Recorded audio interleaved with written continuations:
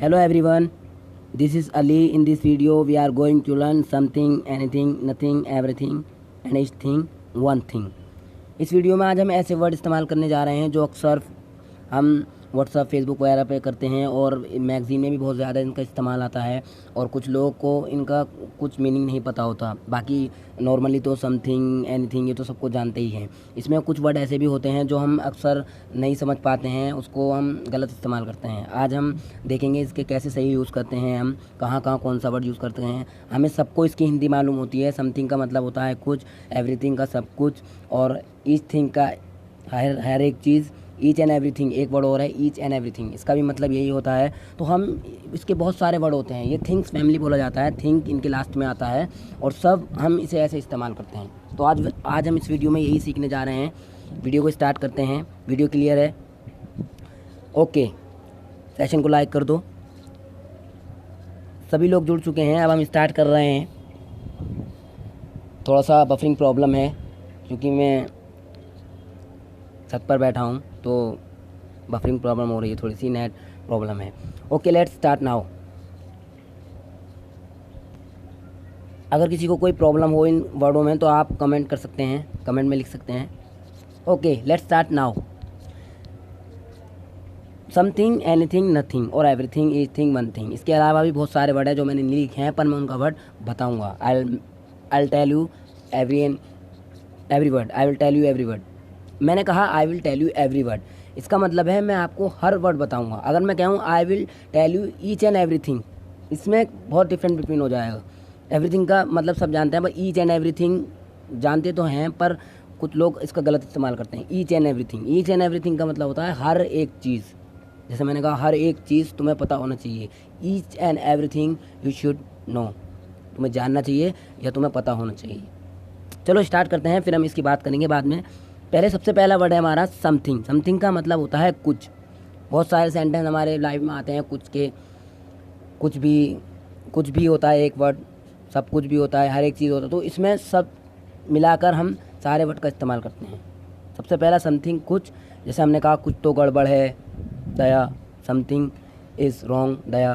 तो समथिंग से हम बहुत सारे सेंटेंस बना सकते हैं।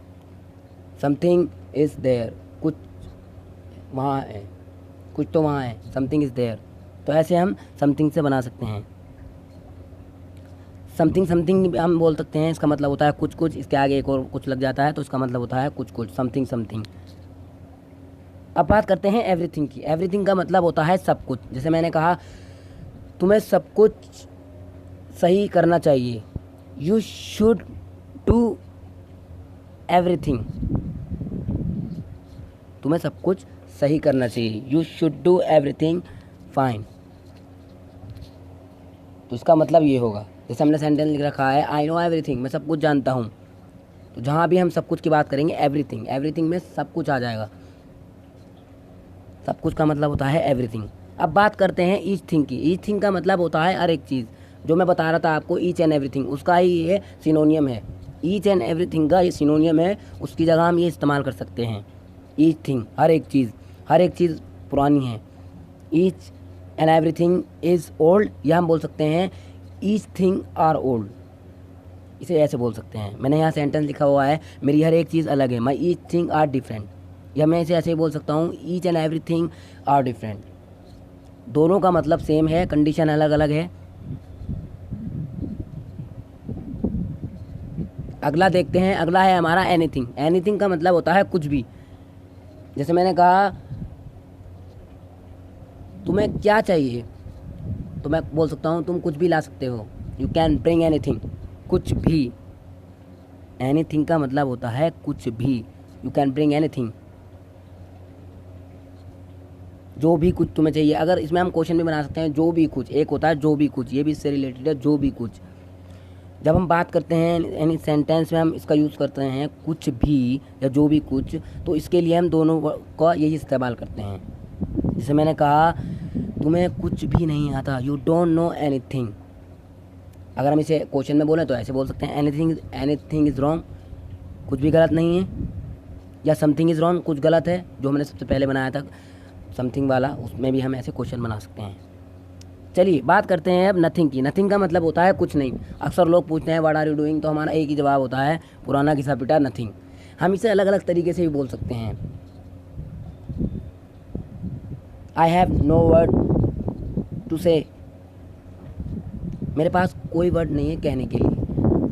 अगर हम इसे इस तरीके से बनाएं, देयर इज़ नथिंग टू से, कहने के लिए कुछ भी नहीं है, तो यहाँ पे हमने नथिंग का इस्तेमाल करा। देयर इज़ नथिंग टू से, कहने के लिए कुछ भी नहीं है। अच्छा, देयर का मैं यूज़ बता देता हूँ। उस पर मैंने एक वीडियो भी बनाई है देयर के ऊपर। देयर के बहुत सारे मीनिंग होते हैं। देयर का जो है ये बहुत जगह यूज, वैसे तो नॉर्मली देयर का मतलब वहाँ होता है, पर अगर आप इसे अच्छे से जानेंगे, इसका राज जब खुलेगा आप देखेंगे तो इसके बहुत मीनिंग होते हैं। देयर का मतलब ये एक लावारिस सेंटेंस में भी यूज़ होता है। लावारिस सेंटेंस का मतलब जहाँ पर कुछ ना हो वहाँ हम देयर का यूज़ कर सकते हैं। जैसे मैंने कहा देयर इज़ वन थिंग, वहाँ पर कुछ है। अगर हमने सेंटेंस के बीच में, वो सब अभी आपको क्लियर नहीं होगा, जब मैं वीडियो के एग्जांपल देकर समझाऊंगा, जब आपको पता चलेगा उसका क्या मतलब होता है। चलिए, हम पता नहीं कहाँ पहुँच गए थे। हमारा टॉपिक था नथिंग।